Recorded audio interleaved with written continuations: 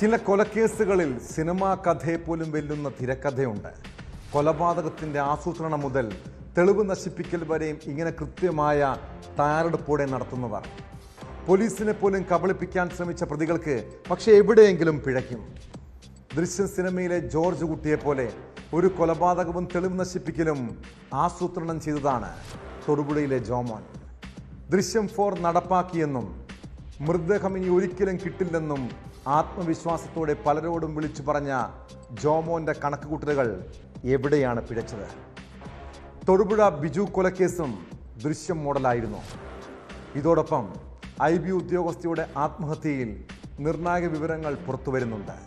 ഈ കേസുകളിലേക്ക് പോകും മുൻപ് എക്സൈസിനെ പരസ്യമായി വെല്ലുവിളിച്ച കണ്ണൂരിലെ റഫീന എന്ന യുവതിയിലേക്കാണ്.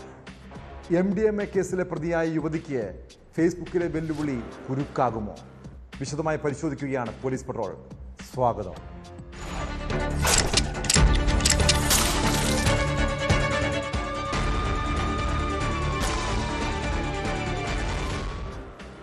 കൂട്ടുകാരിയുടെ വീട്ടിലാണെന്ന് മാതാപിതാക്കളോട് പച്ചക്കള്ളം പറഞ്ഞു. പിന്നീട് ദിവസങ്ങളോളം ലോഡ്ജിൽ മുറിയെടുത്ത് ലഹരി ഉപയോഗം. കണ്ണൂർ പറശ്ശിനിക്കടവിൽ MDMAയുമായി പിടിക്കപ്പെട്ടതോടെയാണ് യുവതികളുടെ കള്ളം പൊളിഞ്ഞത്. ഇപ്പോൾ പഴി മുഴുവൻ എക്സൈസിനാണ്. യുവതികളും യുവാക്കളും പിടിയിലായ MDMA കേസിൽ എക്സൈസിനെതിരെ ഗുരുതര ആരോപണവുമായി കേസിലെ പ്രതിയായ റഫീന രംഗത്തെത്തിയിരിക്കുന്നു. ഫേസ്ബുക്കിൽ പങ്കുവച്ച വീഡിയോയിലാണ് റഫീന എക്സൈസിനെ വെല്ലുവിളിക്കുന്നത്. പിന്നാലെ യുവതിക്ക് മറുപടിയുമായി എക്സൈസും രംഗത്തെത്തി.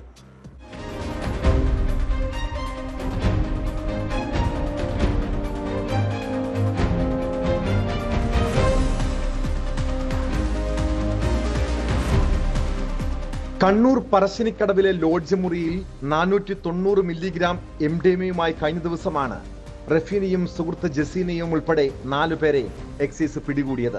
പെരുന്നാളിന് കൂട്ടുകാരിയുടെ വീട്ടിലേക്കെന്ന് മാതാപിതാക്കളോട് കള്ളം പറഞ്ഞിറങ്ങിയ യുവതികൾ 3 ദിവസമായി ലോഡ്ജിൽ മുറിയെടുത്ത് ലഹരി ഉപയോഗിക്കുകയായിരുന്നു. അതിനിടെ എക്സൈസിന് രഹസ്യവിവരം കിട്ടിയതിന്റെ അടിസ്ഥാനത്തിൽ നടത്തിയ പരിശോധനയിലാണ് ഇവർ പിടിയിലായത്. റഫീന, ജസീന എന്നിവർക്ക് പുറമെ കണ്ണൂർ സ്വദേശികളായ മുഹമ്മദ് ഷംനാദ്, ജംഷിൻ എന്നിവരെ കസ്റ്റഡിയിലെടുത്തെങ്കിലും പിന്നീട് ജാമ്യത്തിൽ വിട്ടയച്ചു. ഇതിന് പിന്നാലെയാണ് എക്സൈസിനെതിരെ ആരോപണവുമായി യുവതി രംഗത്തെത്തിയത്. കൈക്കൂലി വാങ്ങിയാണ് ഉദ്യോഗസ്ഥർ തന്നെ പിടിച്ചതെന്നും എന്തുകൊണ്ട് റിമാൻഡ് ചെയ്തില്ലെന്നും റഫീന വീഡിയോയിൽ ചോദിക്കുന്നുണ്ട്. മുറിയിലെ CCTVകളടക്കം ഓഫ് ചെയ്തിരുന്നുവെന്നും ആരെയും ഫേസ് ചെയ്യാൻ മടിയില്ലെന്നും കേസിൽ പ്രതിയായ റഫീന പറയുന്നു. ആ റൂമിൽ എക്സൈസുകാര് വരുന്ന സമയത്ത് ഫുൾ CCTV അവിടെ ഓഫ് ആയിട്ടുണ്ടായിരുന്നു. എന്തിനു ഓഫ് ആക്കിയത്? അവര് വന്ന് എക്സൈസുകാര് വന്നിട്ട് അതിനുള്ളിൽ കയറിയിട്ട് അവർ തന്നെ ഒരു സാധനം വെച്ച് എടുത്തിട്ടാണ് അവർ ഇന്ന സാധനം കിട്ടിയെന്ന് പറഞ്ഞത്. അവർക്ക് പറയാൻ അവിടെ ഓപ്ഷൻസ് ഇല്ല. ഞാൻ എന്നെ ജയിലിലോ കാര്യങ്ങളോ കൊണ്ടുപോയ എന്റെ ഭാഗത്ത് കുറെ കാര്യങ്ങൾ ചോദിക്കാനുണ്ട്. കുറെ ഭാഗം അവരുടെ ഭാഗത്ത് തെറ്റുണ്ട്. അതുകൊണ്ട് മാത്രമാണ് ഇവർ ഇന്നും എന്നെ ഇതാക്കാത്തത്, ഒന്നിനും നിൽക്കാത്ത. പക്ഷെ ഇവർക്ക് പരമാവധി വേണ്ടെന്നാ എന്നെ ആൾക്കാരെ മുന്നേ നാറ്റിക്കാം, ഇതാക്ക ഫോട്ടോസ് ഇട്ട് കളിക്കാം. ഓക്കെ, ഫൈൻ, എനിക്ക് ഒരു കുഴപ്പമില്ല. അവരെത്രത്തോളം കളിക്കുന്നു അത്രത്തോളം എനിക്ക് ഒരു കുഴപ്പമില്ല. എന്റെ ഭാഗത്ത് മിസ്റ്റേക്ക് ഇല്ലെങ്കിൽ ഞാൻ പേടിക്കേണ്ട ആവശ്യമില്ല. പിന്നീട് റഫീനയുടെ വീഡിയോയ്ക്ക് കീഴിൽ എക്സൈസ് കമന്റായി ഇതിനുള്ള വിശദീകരണം നൽകി. സംഭവത്തിൽ കേസെടുത്തിട്ടുണ്ടെന്നും കുറഞ്ഞ അളവിലുള്ള ലഹരി ആയതുകൊണ്ട് റിമാൻഡ് ചെയ്യാതെ ജാമ്യത്തിൽ വിട്ടതെന്നും എക്സൈസ് പറയുന്നു. ഇൻസ്റ്റഗ്രാമിൽ പങ്കുവച്ച വീഡിയോയുടെ കമന്റ് ബോക്സ് പെൺകുട്ടി പിന്നീട് ഓഫ് ചെയ്തു.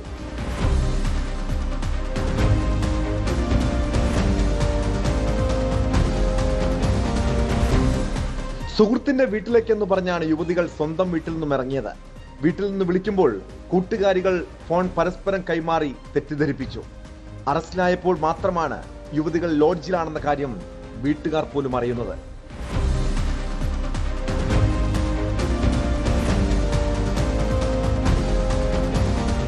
ന്യൂസ് 18 കണ്ണൂർ. മോഹൻലാൽ ജിത്തു ജോസഫ് കൂട്ടുകെട്ടിന്റെ ദൃശ്യം 3-ാം ഭാഗം സിനിമാ പ്രേമികൾ കാത്തിരിക്കുകയാണ്.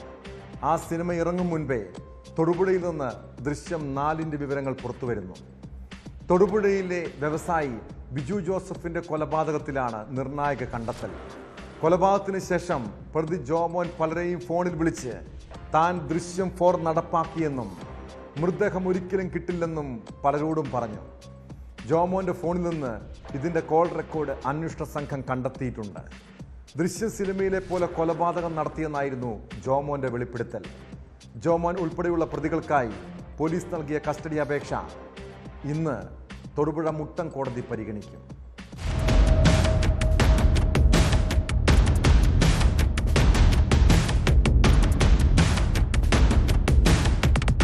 രണ്ടാഴ്ച മുൻപാണ് തൊടുപുഴയിലെ വ്യവസായിയായ ബിജു ജോസഫിനെ ബിസിനസ് പങ്കാളി കൊട്ടേഷൻ നൽകി കൊലപ്പെടുത്തിയത്. കേസിൽ ഒന്നാം പ്രതി ജോമോന്റെ നിർണായക ഫോൺ സംഭാഷണമാണ് അന്വേഷണ സംഘത്തിന് ലഭിച്ചത്. ഇയാളുടെ ഫോണിൽ നിന്നാണ് കോൾ റെക്കോർഡ് ലഭിച്ചത്. കൃത്യത്തിന് ശേഷം ദൃശ്യം 4 നടപ്പാക്കി എന്നറിയിച്ചാണ് ജോമോൻ സുഹൃത്തുക്കളെ വിളിച്ചത്. ഈ ശബ്ദരേഖയാണ് അന്വേഷണ സംഘത്തിന്റെ കൈവശമുള്ളത്. ജോമോൻ വിളിച്ചവരുടെയും മൊഴിയെടുക്കും.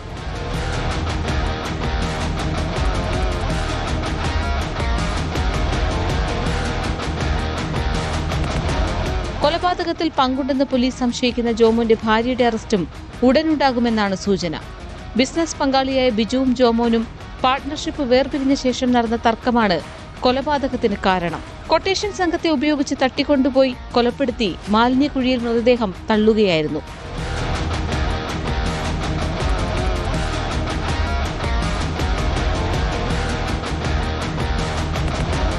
ന്യൂസ് 18 തൊടുപുഴ. തിരുവനന്തപുരം വിമാനത്താവളത്തിലെ IB ഉദ്യോഗസ്ഥയും സഹപ്രവർത്തകൻ സുഗാന്തും തമ്മിലുള്ള ബന്ധം എന്തായിരുന്നു? എത്ര തവണ അവർ ഒന്നിച്ച് യാത്രകൾ ചെയ്തു? യുവതി ആത്മഹത്യ ചെയ്തതിന് പിന്നിൽ കാരണം എന്താണ്? പ്രതി സുഗാന്തിന്റെ വീട്ടിൽ നടത്തിയ റെയ്ഡിൽ അന്വേഷണ സംഘത്തിന് നിർണായക തെളിവുകൾ ലഭിച്ചിട്ടുണ്ട്. സുഗാന്തിന്റെ വീട്ടിൽ നിന്ന് കണ്ടെടുത്ത ലാപ്ടോപ്പിലും മൊബൈൽ ഫോണിലും ഡയറിയിലും പല തെളിവുകളുമുണ്ട്. ഇവർ ഒന്നിച്ച് സഞ്ചരിച്ചതിൻ്റെ യാത്രാരേഖകളും പോലീസ് പിടിച്ചെടുത്തു. സുഹൃത്ത് സുഗാന്തിന്റെ പെട്ടെന്നുള്ള പ്രകോപനമാണ് ആത്മഹത്യ കാരണമെന്ന് അന്വേഷണ സംഘം ഉറപ്പിക്കുന്നു.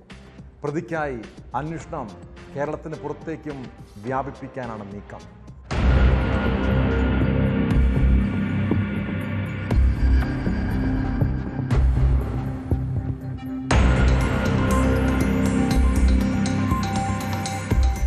തിരുവനന്തപുരം വിമാനത്താവളത്തിലെ IB ഉദ്യോഗസ്ഥയായിരുന്ന പത്തനംതിട്ട കൂടൽ സ്വദേശിനിയായ 24-കാരിയുടെ ആത്മഹത്യയിൽ അന്വേഷണം കൂടുതൽ ഊർജിതമാക്കിയിരിക്കുകയാണ് പോലീസ്. കേസിലെ പ്രതി സുഗാന്തിന്റെ മലപ്പുറത്തെ വീട്ടിൽ കഴിഞ്ഞ ദിവസം രാത്രി പോലീസ് പരിശോധന നടത്തി.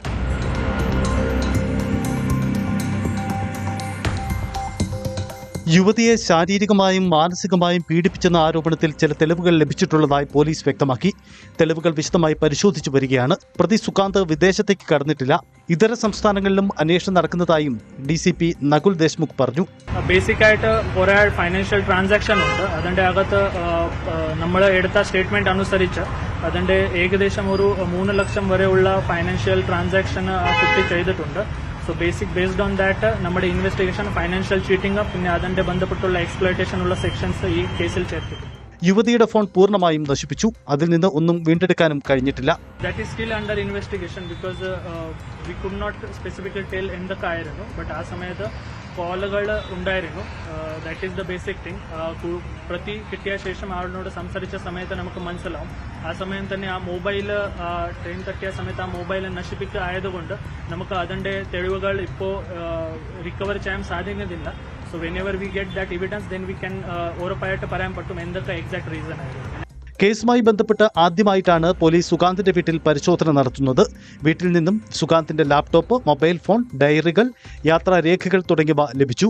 IB ഉദ്യോഗസ്ഥയെ വിവിധ സ്ഥലങ്ങളിൽ കൊണ്ടുപോയി എന്ന് തെളിയിക്കുന്ന യാത്രാരേഖകളാണ് ലഭിച്ചത്. മൊബൈൽ ഫോണിൽ നിന്ന് ചാറ്റുകളും ലാപ്ടോപ്പിൽ നിന്ന് കേസുമായി ബന്ധപ്പെട്ട തെളിവുകളും ലഭിക്കുമെന്നാണ് അന്വേഷണ സംഘം കരുതുന്നത്.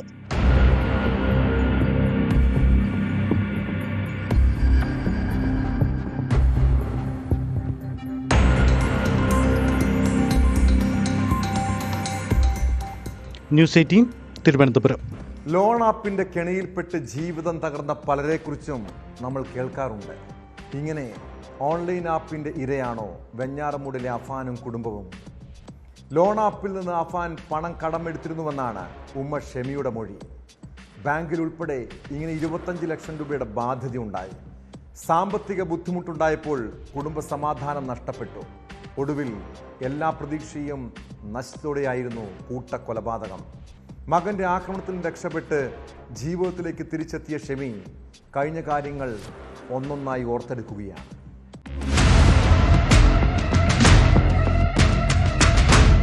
കൂട്ടക്കുരുതി നടന്ന ആ ദിനമോർക്കുമ്പോൾ ഇപ്പോഴും ഷെമിക്ക് നടുക്കമാണ്. ജീവനെടുക്കാനുള്ള മകന്റെ ശ്രമത്തിൽ നിന്ന് കഷ്ടിച്ച് രക്ഷപ്പെട്ട ഈ ഉമ്മ ആശുപത്രിയിൽ നിന്നിറങ്ങിയിട്ട് കുറച്ചു ദിവസങ്ങളായതേ ഉള്ളൂ. കണ്ണീർ തോരാതെയാണ് ഓരോ ദിനവും ഇവർ തള്ളി നീക്കുന്നത്. ഉറ്റവരെയെല്ലാം ഇല്ലാതാക്കിയ മൂത്ത മകനെ ഇനി ഒരിക്കലും കാണണമെന്നില്ല. സംഭവ ദിവസം ഇളയ മകനെ സ്കൂളിൽ വിട്ട ശേഷം മുറിയിലെത്തി സോഫയിലിരിക്കുമ്പോഴാണ് ഉമ്മ എന്നോട് ക്ഷമിക്കണം എന്ന് പറഞ്ഞുകൊണ്ട് അഫാൻ പിന്നിൽ നിന്ന് ഷാൾ ഉപയോഗിച്ച് കഴുത്തിൽ മുറുക്കിയതെന്ന് ഷെമി പറഞ്ഞു. ഫർസാനയെ വിളിച്ചുകൊണ്ടുവന്നിട്ട് ആശുപത്രിയിൽ പോകാമെന്ന് പിന്നെ പറഞ്ഞു. അതിനുശേഷം ഒന്നും ഓർമ്മയില്ല. പോലീസ് വീടിന്റെ ജനാല ചവിട്ടിപ്പൊളിക്കുമ്പോഴാണ് പിന്നീട് ബോധം തെളിയുന്നത്. സാമ്പത്തിക ബുദ്ധിമുട്ട് വന്നപ്പോഴാണ് കുടുംബത്തിൽ പ്രശ്നമുണ്ടാകുന്നത്. ബാങ്കിലും പലിശക്കെടുത്തതുമൊക്കെയായി 25 ലക്ഷം രൂപയുടെ ബാധ്യതയാണുള്ളത്. ലോൺ ആപ്പിൽ നിന്ന് അഫാൻ കടമെടുത്തിരുന്നു. സംഭവം നടക്കുന്നതിന്റെ തലേന്ന് ആപ്പ് വഴിയെടുത്ത ലോണിന്റെ ആളുകളും ബാങ്കുകാരും വിളിച്ചിരുന്നു. പണം കടം ചോദിച്ച് രാത്രി ബന്ധുവിന്റെ വീട്ടിൽ പോയെങ്കിലും കിട്ടിയില്ല. എന്നാൽ ഇതിൽ അഫാൻ പ്രശ്നമൊന്നും പ്രകടിപ്പിച്ചിരുന്നില്ല. 24-ാം തീയതി അതിനെ വിളിച്ചിട്ട് പറഞ്ഞ് കാലത്തെ പൈസ കൊണ്ടുവരണേ മക്കളെ എന്നൊക്കെ വിളിച്ച് പറഞ്ഞായിരുന്നു.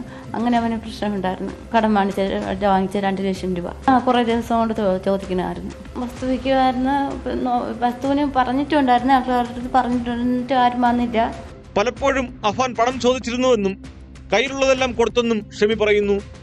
സൽമ ബീവിയോട് സ്വർണം പണയം വയ്ക്കാൻ ചോദിച്ചെങ്കിലും നൽകിയില്ല. ലത്തീഫുമായി അഫാന് പ്രശ്നമുണ്ടായിരുന്നു. വീട് വിൽക്കാമെന്ന് അദ്ദേഹം പറഞ്ഞതിനെ ചൊല്ലിയായിരുന്നു അത്. ഫർസാനയുമായുള്ള കല്യാണം കുടുംബം എതിർത്തിട്ടില്ലെന്നും ഷെമി വ്യക്തമാക്കി. വെഞ്ഞാറമൂട്ടിലെ സ്നേഹസ്പർശം എന്ന വയോജന കേന്ദ്രത്തിലാണ് ഷെമിയുള്ളത്.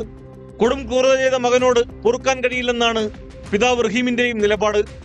മക്കളില്ലാത്ത വീട്ടിലേക്ക് പോകാനിനിയില്ലെന്ന് ഈ ദമ്പതിമാർ പറയുന്നു.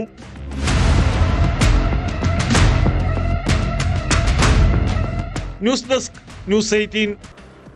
മലപ്പുറത്ത് വീട്ടിലെ പ്രസവത്തിന് പിന്നാലെ മരിച്ച അസ്മയെ അന്ധവിശ്വാസത്തിന്റെ പേരിൽ കൊലയ്ക്ക് കൊടുത്തതല്ലേ? ആ യുവതിയുടെ മരണം 4 പിഞ്ചു കുഞ്ഞുങ്ങളെയാണ് അനാഥരാക്കിയത്. അമിത രക്തസ്രാവം മൂലമാണ് മരണം സംഭവിച്ചതെന്ന് വ്യക്തമാക്കുന്നതാണ് പോസ്റ്റ്മോർട്ടം റിപ്പോർട്ട്. പ്രസവശേഷം ആവശ്യമായ ചികിത്സ ലഭിച്ചിരുന്നുവെങ്കിൽ യുവതി മരിക്കില്ലായിരുന്നു. പ്രസവശേഷം രക്തസ്രാവം നിർത്താനാവാതെ പോയതാണ് മരണകാരണമായതെന്നും റിപ്പോർട്ടിൽ പറയുന്നുണ്ട്. സംഭവത്തിൽ ഭർത്താവ് സിറാജുദ്ദീനെ പ്രതിയാക്കി പോലീസ് കേസെടുത്തു. യുവതിയുടെ മുൻപുള്ള 4 പ്രസവങ്ങളിൽ 2 എണ്ണവും വീട്ടിലായിരുന്നു.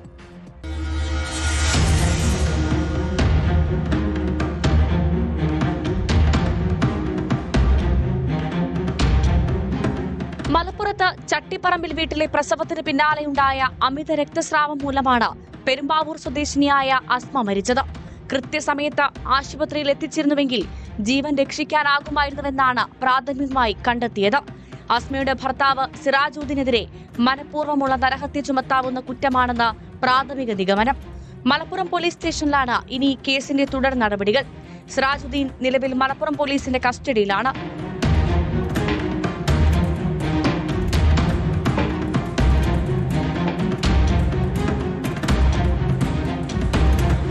മലപ്പുറം ചട്ടിപ്പറമ്പിലെ വീട്ടിൽ ശനിയാഴ്ചയായിരുന്നു അസ്മയുടെ 5ാമത്തെ പ്രസവം.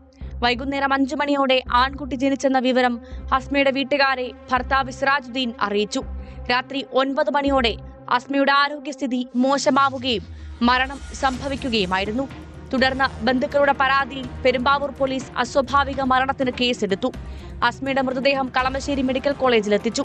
പോസ്റ്റ്മോർട്ടം നടപടികൾ പൂർത്തിയാക്കി ബന്ധുക്കൾക്ക് വിട്ടു നൽകി. പെരുമ്പാവൂരിലെ വീട്ടിലെ പൊതുദർശനത്തിന് ശേഷം മൃതദേഹം എടത്താക്കര ജുമാ മസ്ജിദിൽ കബറടക്കും. അസ്മയുടെ 2 ദിവസം മാത്രം പ്രായമുള്ള കുഞ്ഞ് കളമശ്ശേരിയിലെ മെഡിക്കൽ കോളേജിൽ പീഡിയാട്രിക് വിഭാഗത്തിലെ NICUവിൽ തുടരുകയാണ്.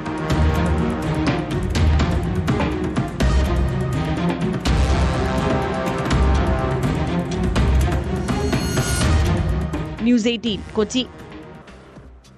ആലപ്പുഴയിലെ ഹൈബ്രിഡ് കഞ്ചാവ് കേസിൽ നടൻ ശ്രീനാഥ് ഭാസി അറസ്റ്റ് ഭയക്കുന്നുണ്ടോ? എക്സൈസ് പ്രതി പോലും ചേർക്കാത്ത നടൻ എന്തിനാണ് മുൻകൂർ ജാമ്യം തേടി ഹൈക്കോടതിയെ സമീപിച്ചത്? കേസിലെ മുഖ്യപ്രതി തസ്ലീമയുമായി പരിചയമുണ്ടെന്നും അവർ കഞ്ചാവ് ആവശ്യമുണ്ടോ എന്ന് ചോദിച്ചതായും ശ്രീനാഥ് ഭാസി വ്യക്തമാക്കുന്നുണ്ട്. കേസ് വ്യാജവും കെട്ടിച്ചമച്ചതുമെന്നാണ് വാദം.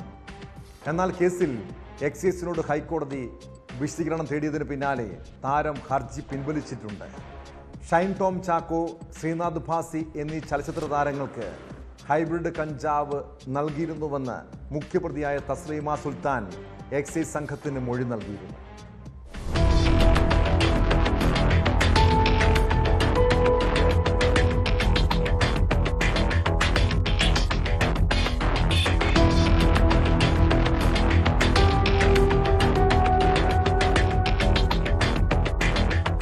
ഹൈബ്രിഡ് കഞ്ചാവിന്റെ സൗത്ത് ഇന്ത്യൻ ഡീലർമാരിൽ ഒരാളായ തസ്ലീമ സുൽത്താന, മണ്ണഞ്ചേരി സ്വദേശി ഫിറോസ് എന്നിവർ 2 കോടി രൂപയുടെ ഹൈബ്രിഡ് കഞ്ചാവുമായി ആലപ്പുഴ ഓമനപ്പുഴയിലാണ് പിടിയിലാകുന്നത്.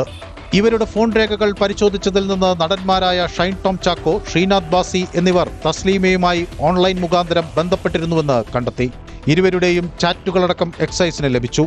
തുടർ ചോദ്യം ചെയ്യലിൽ തസ്ലീമ ഒരുമിച്ച് ലഹരി ഉപയോഗിച്ചതിനെ സംബന്ധിച്ചുള്ള വിവരങ്ങൾ അന്വേഷണ സംഘത്തിന് നൽകി.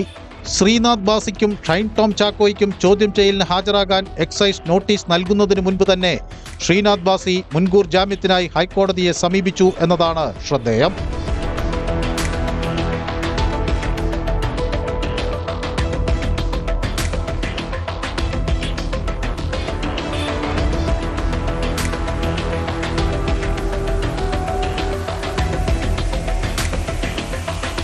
കേസ് വ്യാജവും കെട്ടിച്ചമച്ചതുമാണെന്നാണ് ശ്രീനാഥ് ബാസി കോടതിയെ അറിയിച്ചത്.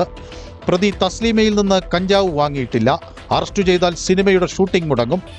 ഏത് ജാമ്യവ്യവസ്ഥയും അംഗീകരിക്കാൻ തയ്യാറാണ്. മുൻകൂർ ജാമ്യം ദുരുപയോഗം ചെയ്യില്ലെന്നും തനിക്ക് ക്രിമിനൽ പശ്ചാത്തലമില്ലെന്നും ശ്രീനാഥ് ബാസി ജാമ്യാപേക്ഷയിൽ പറയുന്നു.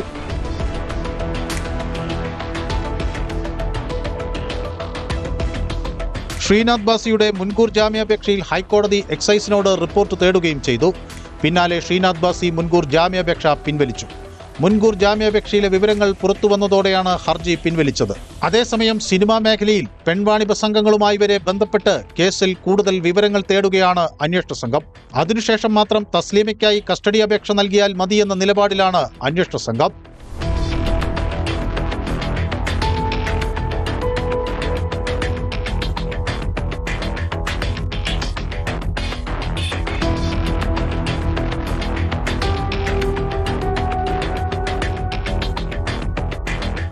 ന്യൂസ് 18 ആലപ്പുഴ. കുടുംബ പ്രശ്നങ്ങളിൽ പലപ്പോഴും ഇരകളാകുന്നത് സ്ത്രീകളാണ്. ദാമ്പത്യ തർക്കം തെരുവിലേക്കും തൊഴിലിടത്തേക്കും വരെയും നീളുന്ന കാഴ്ചകൾ കാണാം.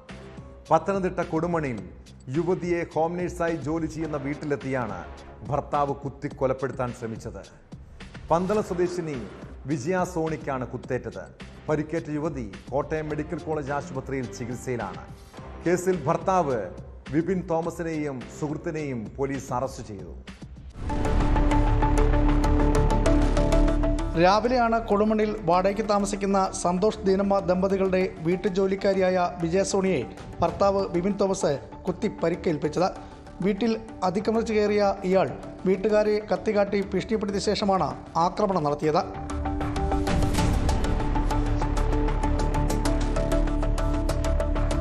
വയറിനും തലയ്ക്കും പരിക്കേറ്റ യുവതിയെ വിപിൻ തോമസ് തന്നെ പിന്നീട് പന്തളത്തെ സ്വകാര്യ ആശുപത്രിയിലെത്തിച്ചു. യുവതിയുടെ പരിക്ക് ഗുരുതരമല്ല. കുടുംബ പ്രശ്നങ്ങളാണ് ആക്രമണത്തിന് കാരണമെന്ന് പോലീസ് പറയുന്നു. 8 വർഷമായി ഇരുവരും ഒന്നിച്ച് താമസിച്ചു വരികയായിരുന്നെങ്കിലും 6 മാസമായി പിണങ്ങിക്കഴിയുകയായിരുന്നു. ഇതിനിടയിലാണ് വീട്ടുജോലിക്കായി വിജയ കൊടുമണ്ണിലെത്തിയത്. ഇതിലുള്ള വിരോധമാണ് ആക്രമണത്തിന് കാരണം. സംഭവത്തിൽ വിപിൻ തോമസിനെയും സുഹൃത്തിനെയും പോലീസ് കസ്റ്റഡിയിലെടുത്തു.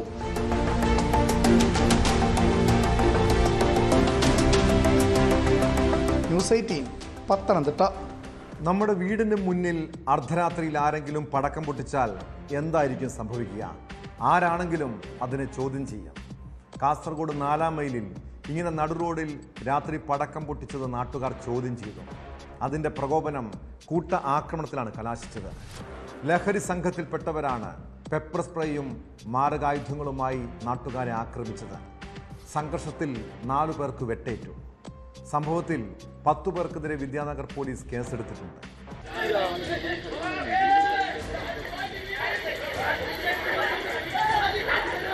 വീടിന് സമീപം പടക്കം പൊട്ടിച്ചതുമായി ബന്ധപ്പെട്ട തർക്കമാണ് ആക്രമണത്തിന് കാരണം. 4-ാം മൈലിൽ രാത്രി 11 മണിയോടെയാണ് സംഭവം. പ്രതികൾ അനാവശ്യമായി പടക്കം പൊട്ടിച്ചത് പ്രദേശവാസികൾ ചോദ്യം ചെയ്തിരുന്നു. ഇതോടെ ഇവർ സംഭവ സ്ഥലത്തു നിന്നും മടങ്ങി. മണിക്കൂറുകൾക്ക് ശേഷം വാഹനങ്ങളിൽ സംഘടിച്ചെത്തി പെപ്പർ സ്പ്രേ അടിച്ച് മാരകായുധങ്ങളുമായി ആക്രമിക്കുകയായിരുന്നു.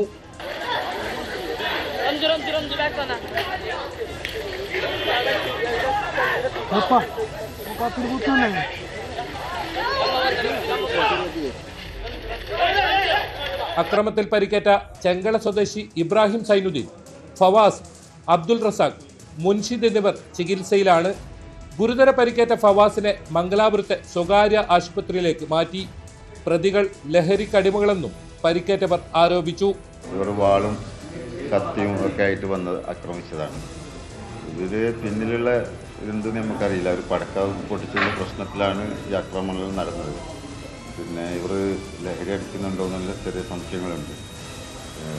പിന്നെ അതിലൊരാൾ ലഹരി കച്ചവടക്കാരനാണ് പറഞ്ഞു കേൾക്കുന്നത്. സംഭവത്തിൽ മൊയ്തീൻ, മിഥിലാജ്, അസുറുദ്ദീൻ എന്നിവരെ വിദ്യാനഗർ പോലീസ് പിടികൂടി. 10 പേർക്കെതിരെ വധശ്രമത്തിന് കേസെടുത്തു.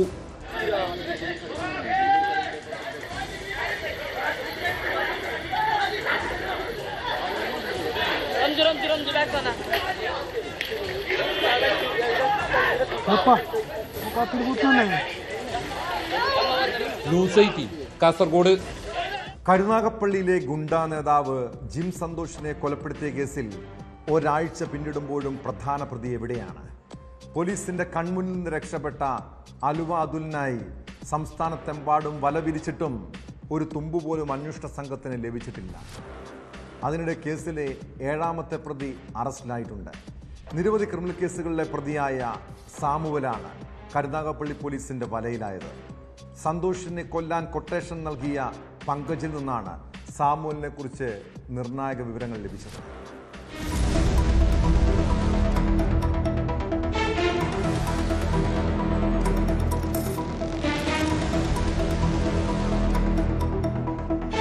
കൃത്യം നടത്താനായി ഇന്നോവ കാറിൽ പ്രതികളെ എത്തിച്ചത് സാമുവൽ ആണെന്നാണ് പോലീസ് കണ്ടെത്തൽ. പിടിയിലായ 6 പ്രതികളിൽ നിന്ന് ലഭിച്ച നിർണായക വിവരങ്ങളാണ് സാമുവലിനെ പിടികൂടാൻ സഹായിച്ചത്. ഇയാൾ നിരവധി ക്രിമിനൽ കേസുകളിലും MDMA കേസുകളിലും പ്രതിയാണ്.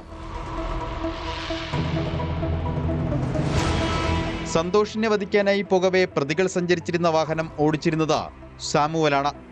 വേഗത്തിൽ വാഹനം ഓടിച്ചു പോകാൻ അതിവിദഗ്ധനാണ് ഇയാളെന്ന് പോലീസ് പറയുന്നു. കൃത്യം നടത്താൻ കൊട്ടേഷൻ നൽകിയ പങ്കജ് മേനോനിൽ നിന്ന് കിട്ടിയ ചില വിവരങ്ങളും സാമുവലിനെ കണ്ടെത്താൻ പോലീസിന് സഹായിച്ചു. ഇതുവരെ ആകെ 7 പ്രതികളാണ് കേസിൽ പിടിയിലായിരിക്കുന്നത്. കരുനാഗപ്പള്ളി സ്വദേശിയായ ജിം സന്തോഷ് എന്ന സന്തോഷിനെ അമ്മയുടെ മുന്നിലിട്ടാണ് പ്രതികൾ വെട്ടിക്കൊലപ്പെടുത്തിയത്. കേസിലെ പ്രധാന പ്രതി ആലുവ അതുൽ ഇപ്പോഴും ഒളിവിലാണ്. പ്രതിക്കായി അന്വേഷണം ഊർജിതമാക്കിയെന്ന് പോലീസ് പറയുന്നു.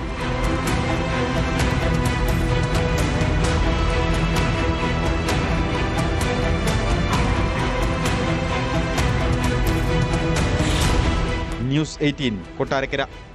അമ്മമാരുടെ വഴിവിട്ട ബന്ധങ്ങളിൽ ഇരകളാകപ്പെടുന്നത് പലപ്പോഴും പെൺകുട്ടികളാണ്. കൊല്ലം ആര്യങ്കാവിൽ ഏതാനും വർഷങ്ങൾക്ക് മുൻപ് 12 വയസ്സുള്ള ഒരു പെൺകുട്ടി ലൈംഗിക ചൂഷണത്തിന് ഇരയായ സംഭവം ചിലരെങ്കിലും ഓർക്കുന്നുണ്ടാകും. അമ്മയുടെ സുഹൃത്താണ് ആ പെൺകുട്ടിയെ പീഡിപ്പിച്ചത്. കേസിൽ 42കാരനായ പ്രതിക്ക് കോടതി നൽകിയ ശിക്ഷ മാതൃകാപരമാണ്. പത്തനംതിട്ട സീതത്തോട് സ്വദേശി ജെയ്മോന് 4 ജീവപര്യന്തം തടവാണ് ശിക്ഷ. അതായത് ജെയ്മോനിനി പുറംലോകം കാണില്ല.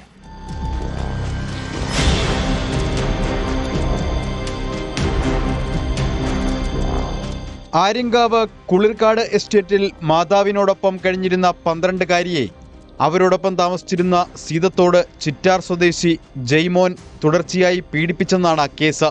2016 ജനുവരി മുതൽ പലതവണ പെൺകുട്ടിയെ ക്രൂരമായി ബലാത്സംഗം ചെയ്തു.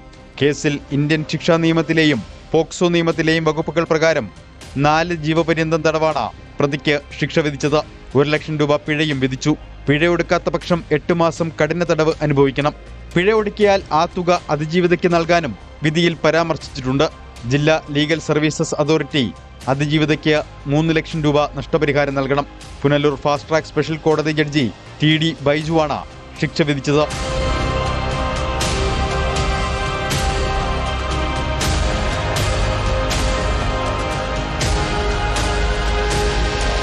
ജീവപര്യന്തം തടവ് ജീവിതാവസാനം വരെ ആയിരിക്കുമെന്നും വിധിയിൽ പരാമർശിച്ചിട്ടുണ്ട്. കേസിൽ പ്രോസിക്യൂഷൻ 17 സാക്ഷികളെ വിസ്തരിക്കുകയും 25 രേഖകൾ ഹാജരാക്കുകയും ചെയ്തു.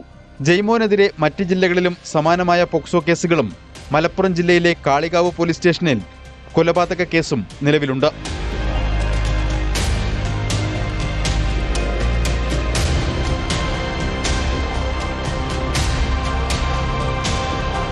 ന്യൂസ് 18 പുനലൂർ. വീട് പൂട്ടി പുറത്തു പോകുന്നവരുടെ ശ്രദ്ധയ്ക്ക്, നിങ്ങൾ ദിവസങ്ങളോളം വീട്ടിൽ നിന്ന് മാറി നിൽക്കുന്നുണ്ടെങ്കിൽ സ്വർണവും പണവും അവിടെ സൂക്ഷിക്കാതിരിക്കുക. ഇങ്ങനെ ആളില്ലാത്ത വീടുകൾ കേന്ദ്രീകരിച്ച് കള്ളന്മാർ കവർച്ചയ്ക്ക് ഇറങ്ങുന്നുണ്ട്. തിരുവനന്തപുരം വിഴിഞ്ഞത്ത് പൂട്ടിയിട്ടിരുന്ന വീട് കുത്തി തുറന്ന് മോഷണം നടന്നു. 4 പവന്റെ സ്വർണമാലയാണ് കള്ളൻ കവർന്നത്. സംഭവത്തിൽ വിഴിഞ്ഞം പോലീസ് കേസെടുത്ത് അന്വേഷണം ആരംഭിച്ചിട്ടുണ്ട്.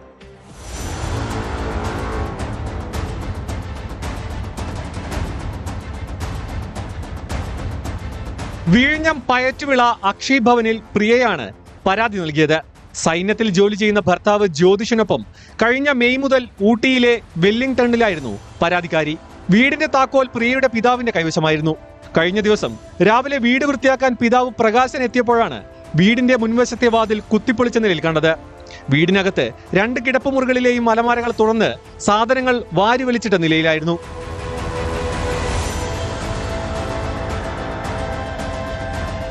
നോക്കിയപ്പോൾ പാറയിട്ട് കുത്തി പൊളിച്ച രീതിയിലാണ് കണ്ടത്. റൂമിനകത്ത് കയറി നോക്കിയപ്പോൾ തുണിയെല്ലാം വാരി ഇറങ്ങിയിരിക്കുന്നത് കണ്ടു. പിന്നെ ഗോൾഡ് കവറിങ് കുറച്ചുണ്ടായിരുന്നു, അതും എടുത്തുകൊണ്ട് പോയി 4 പവൻ്റെ ഒരു മാല റൂമിനകത്ത് അലമാരയ്ക്കകത്ത് ഷെൽഫിൽ ഒളിച്ചു വെച്ച നിലയാണ്. അതിനെ എടുത്തുകൊണ്ട് പോയി. പൈസയൊന്നും പോയിട്ടില്ല, തുണിയെല്ലാം വാരി എറിഞ്ഞു. തുടർന്ന് നടത്തിയ പരിശോധനയിലാണ് കിടപ്പുമുറിയിലെ അലമാരയിൽ സൂക്ഷിച്ചിരുന്ന 4 പവൻ സ്വർണ്ണമാല നഷ്ടപ്പെട്ടതായി മനസ്സിലായെന്ന് പരാതിയിൽ പറയുന്നു. വിരലടയാള വിദഗ്ധർ സ്ഥലത്തെത്തി തെളിവുകൾ ശേഖരിച്ചു. സംഭവത്തിൽ കേസെടുത്ത് അന്വേഷണം ആരംഭിച്ചതായി വിഴിഞ്ഞം പോലീസ് പറഞ്ഞു.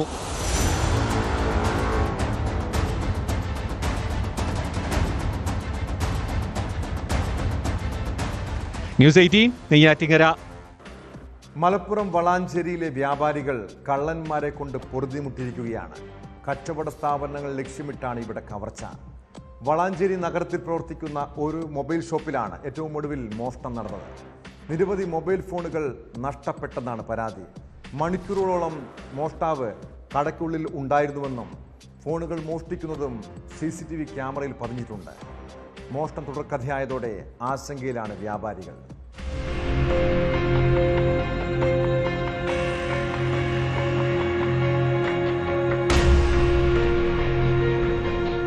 വളാഞ്ചേരി പെരിന്തൽമണ്ണ റോഡിൽ ബ്രദേഴ്സ് ഒപ്റ്റിക്കൽസ് ആൻഡ് മൊബൈൽസിന്റെ ഷോറൂമിലാണ് പുലർച്ചെ മോഷണം നടന്നത്.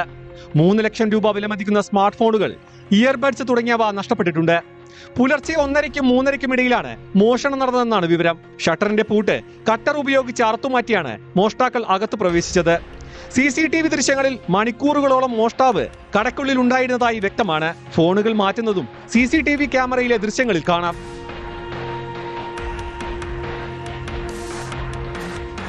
രാവിലെ വന്ന് തുറന്നപ്പോഴാണ് ഒരു ഭാഗത്തെ ഷട്ടർ ലോക്ക് കുത്തിപ്പൊളിച്ച് ഉള്ളിൽ കിട്ടിയിട്ടുണ്ട്. കൂടാതെ ഷട്ടറിന് കൂടാതെ ഗ്ലാസിൻ്റെ ഡോറുണ്ട്, അതിന് ലോക്കുണ്ട്. ആ ഗ്ലാസിൻ്റെ ഡോറ് പൊട്ടിച്ച് പുറത്തിട്ടതാണ്, പുറത്തേക്കല്ല ഉള്ളിലേക്ക് ഇട്ടതാണ്. അങ്ങനെ CCTVയിൽ ആളെ കാണുന്നുണ്ട്. ഒരു 8 മൊബൈലും പിന്നെ ബ്ലൂടൂത്തിൻ്റെ ഇയർഫോൺ, ബ്ലൂടൂത്ത് ഹെഡ്ഫോൺ പോയി. അങ്ങനെ കുറേ സാധനങ്ങൾ പോയിട്ടുണ്ട്.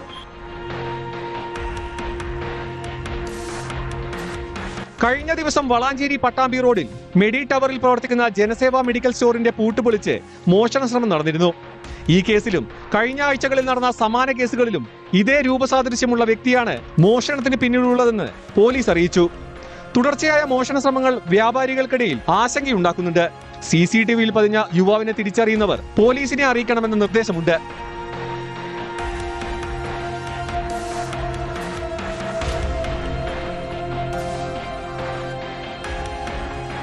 ന്യൂസ് 18 തിരൂർ. കുറ്റകൃത്യങ്ങളുടെ മറ്റു ചില വാർത്തകൾ ചുരുക്കത്തിൽ. മൂന്നാർ സുബ്രഹ്മണ്യസ്വാമി ക്ഷേത്രത്തിൽ മോഷണം തടയാൻ ശ്രമിച്ച കാവൽക്കാരനെ തലക്കടിച്ചു പരുക്കേൽപ്പിച്ച ശേഷം രക്ഷപ്പെട്ട പ്രതി തമിഴ്നാട്ടിൽ പിടിയിൽ. പിടിയിലായത് മേട്ടുപ്പാളയം സ്വദേശി ഗോപാൽ എന്ന P. സെൽവകുമാർ. മൂവാറ്റുപുഴയിൽ എക്സൈസ് നടത്തിയ വ്യാപക പരിശോധനയിൽ MDMAയും കഞ്ചാവുമായി 4 പേർ അറസ്റ്റിൽ. അറസ്റ്റിലായത് ഇടപ്പാറ മാഹിൻ, ചേന്നര അല്ലനൂദ്, ജിനോസോജൻ, സുവീഷ് എന്നിവർ. എറണാകുളത്ത് 7 കിലോ കഞ്ചാവുമായി ഒഡീഷ സ്വദേശികളായ യുവതികൾ പിടിയിൽ. കാലടിയിൽ പിടിയിലായത് സ്വർണലത, ഗീതാഞ്ജലി ബെഹ്റ എന്നിവർ. മഞ്ചേരിയിൽ SBI ATM തകർത്ത് മോഷണ ശ്രമം നടത്തിയ കേസിൽ ഒരാൾ കസ്റ്റഡിയിൽ. മഞ്ഞപ്പറ്റ സ്വദേശി കെ ഫായിസിനെയാണ് പോലീസ് പിടികൂടിയത്. മണ്ണാർക്കാട് വീട്ടമ്മയോട് ലൈംഗികാതിക്രമം കാട്ടിയ കേസിൽ പ്രതിക്ക് തടവും പിഴയും. ചേറുംകുളം സ്വദേശി സാബുവിനെയാണ് മണ്ണാർക്കാട് SC/ST പ്രത്യേക കോടതി 2 വർഷവും 3 മാസവും കഠിന തടവിന് ശിക്ഷിച്ചത്. ഹൈദരാബാദിൽ ഗർഭിണിയായ ഭാര്യയെ ഭർത്താവ് ക്രൂരമായി ആക്രമിക്കുന്ന ദൃശ്യങ്ങൾ പുറത്ത്. ഹൈദരാബാദ് സ്വദേശി മുഹമ്മദ് ബർസാത്താണ് ഭാര്യ ഷബാനയെ അതിക്രൂരമായി ആക്രമിച്ചത്.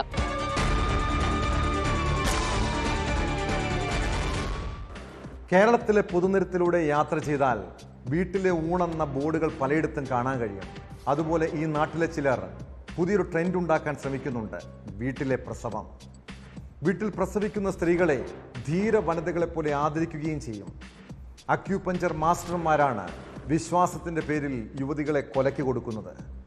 ഇങ്ങനെയുള്ള അന്ധവിശ്വാസത്തിൻ്റെ ഇരയാണ് മലപ്പുറത്ത് പ്രസവത്തെ തുടർന്ന് മരിച്ച അസ്മയും. ആശുപത്രിയിലെ പ്രസവത്തെ തുടർന്ന് യുവതികളും നവജാത ശിശുക്കളും മരിക്കില്ലേ എന്ന് ചോദിക്കുന്ന ചിലരെ സമൂഹ മാധ്യമങ്ങളിൽ കണ്ടു. പണ്ടിതുപോലെ വീട്ടിലായിരുന്നല്ലോ പ്രസവം നടന്നിരുന്നത് എന്ന് ചോദിക്കുന്നവരുമുണ്ട്. എന്നാൽ കാലം മാറി, ആരോഗ്യരംഗത്തും പല മാറ്റങ്ങളും ഉണ്ടായി. ഇനിയും അന്ധവിശ്വാസത്തിൻ്റെ പേരിൽ സ്ത്രീകളെ കുരുതി കൊടുക്കരുതെന്ന് മാത്രമേ പറയാനുള്ളൂ. ഇതോടെ പോലീസ് റിപ്പോർട്ട് പൂർണ്ണമാകുന്നു. നമസ്കാരം.